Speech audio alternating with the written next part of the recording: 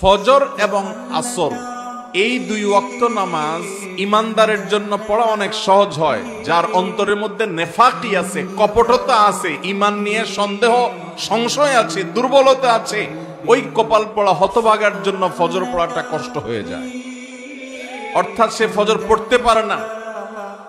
ভাইরা আমার, আমরা প্রত্যেকে যদি নিজের অবস্থানকে এই প্যারামিটার দিয়ে মাপার চেষ্টা করি, তাহলে দেখতে পাবো আমাদের ইমানের অবস্থা কোন জায়গায়। পাঁচ ওয়াক্ত নামাজের নির্দেশ এত গুরুত্বপূর্ণ, বারবার করে আল্লাহ তাআলা স্মরণ করিয়েছেন, তার রাসূল সাল্লাল্লাহু আলাইহি ওয়াসাল্লাম স্মরণ করিয়েছেন, জীবনের শেষ মুহূর্তে স্মরণ করাচ্ছেন। কারণ এই নামাজ ছাড়া আখিরাতে একটা কদম আমরা সামনে আগাতে পারবো। প্রতিটা কদমে এই নামাজের প্রভাব আমাদের থাকবে।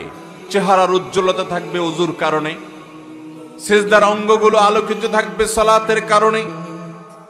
আপনার আখিরাতের জীবনে ভয়ঙ্কর পরিস্থিতির সামনে দুনিয়ার কোন মাস্তানি, সরদারি, টাকা পয়সা, প্রভাব প্রতিপত্তি, শিক্ষা দীক্ষা কোনো কিছু যখন কাজে লাগবে না, এই সালাত আপনার জীবনে অনেক বড় ভূমিকা রাখবে। সেজন্যই আহকামুল হাকিমিন, তিনি জানেন, তিনি গায়েবের মালিক, তিনি বারবার করে সালাত আদায় করতে বলেছেন। নবী করিম সাল্লাল্লাহু আলাইহি সাল্লামকে আল্লাহ মেরাজে নিয়ে দেখিয়েছেন নামাজ না পড়লে তার পরিণাম কি হয়, নামাজি ব্যক্তির তার পুরস্কার কি হয়। এজন্য তিনি বারবার করে দুনিয়া থেকে চলে যাচ্ছেন, তখনও বলে যাচ্ছেন, পুরো কথাও বলতে পারতেছেন না, তারপরও বলছেন আসসালাহ আসসালাহ, তোমরা নামাজের ব্যাপারে খবরদার সাবধান থাকবা।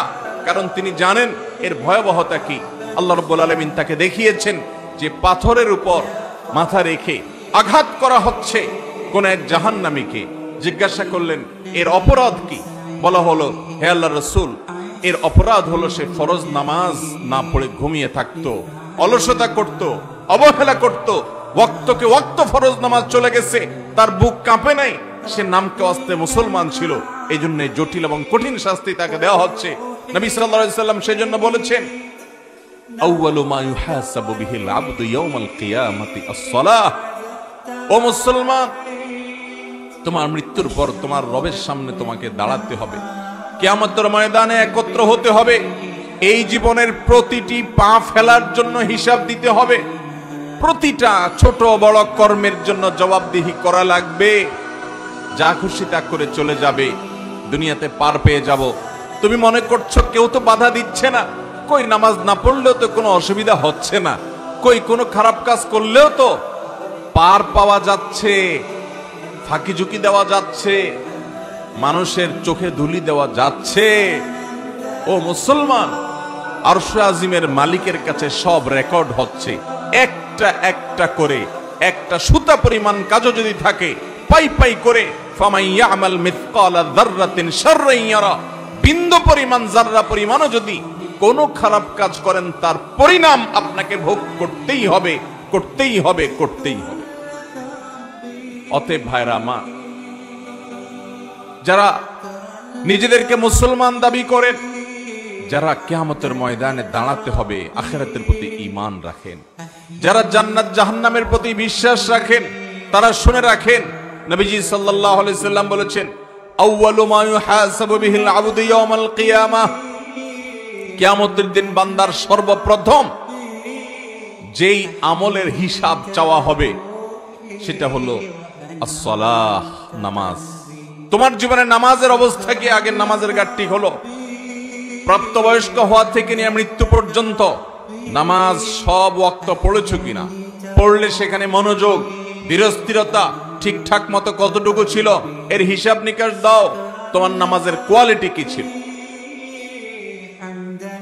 যে ব্যক্তির নামাজের হিসাব মোটামুটি ঠিকঠাক মতো সে দিতে পারবে, ফাকাদ আফলাহা ওয়া আনজাহ, নবীজি বলেছেন সে ব্যক্তি সফল হবে, সাকসেস হবে, সামনের বাকি সব তার সহজ হয়ে যাবে।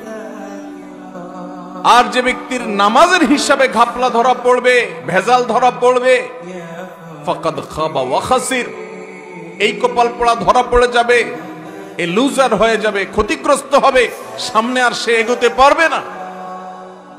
ও ভাই আমার, এই নামাজ আমরা যদি পড়ি, আমাদের আল্লাহর কোনো লাভ নাই, নবীজিরও কোনো লাভ এই নামাজ আমাদের লাভ, এটা জান্নাতের চাবি, এটা ছাড়া জান্নাতে যাওয়ার সম্ভাবনা নাই। অথচ মুসলমানের সন্তান বলে যে নামাজ না পড়লে কি হয়েছে, ঈমান আছে না নাই? এরকম নামাজ না পড়লে কি হয়েছে, তার বলে কি আছে, ঈমান আছে। ঈমানটা ভাই মায়ের হাতের মোয়ানা আর মামুর বাড়ির আবদারও না। নামাজের ধারে কাছে যাবেন না আর লম্বা লম্বা কথা বলবেন, নামাজ না পড়লে কইছে ঈমান আছে। আল্লাহকে ভয় করেন, এই সমস্ত উদ্ভট এবং এই সমস্ত দাম্ভিকতাপূর্ণ কথা পরিহার করেন। ভাইরা আমার, এটা ঠিক যে ফোকায়ে কেরামের মধ্যে মত পার্থক্য আছে। অনেক ইমামগণ বলেছেন ইচ্ছাকৃত ঠান্ডা মাথায় যে মুসলমান নামাজ পড়ে না, বসে বসে খেলা দেখে, ঘন্টাকে ঘন্টা ওয়াক্ত চলে গেছে তবুও নামাজ পড়ে নাই, শুয়ে আছে, ফজরের নামাজ চলে গেছে, 7টা 8টায় ঘুম থেকে উঠছে, সে অলসতা করেছে, নামাজ পড়ে নাই ঠান্ডা মাথায়। তো এইরকম ব্যক্তি যে ঠান্ডা মাথায় নামাজ পড়ে না, ইচ্ছাকৃত নামাজ ত্যাগ করে, সে ব্যক্তিকে অনেক ইমাম বলেছেন এই ব্যক্তি আর মুসলমান থাকে না। নামাজ না পড়লে সে আর মুসলমান থাকে না, ইসলাম থেকে খারিজ হয়ে যায়। নাম মুসলমান হলে কি গায়ের জন্য মুসলমান হবেন? আল্লাহর খাতায় নাম থাকে না।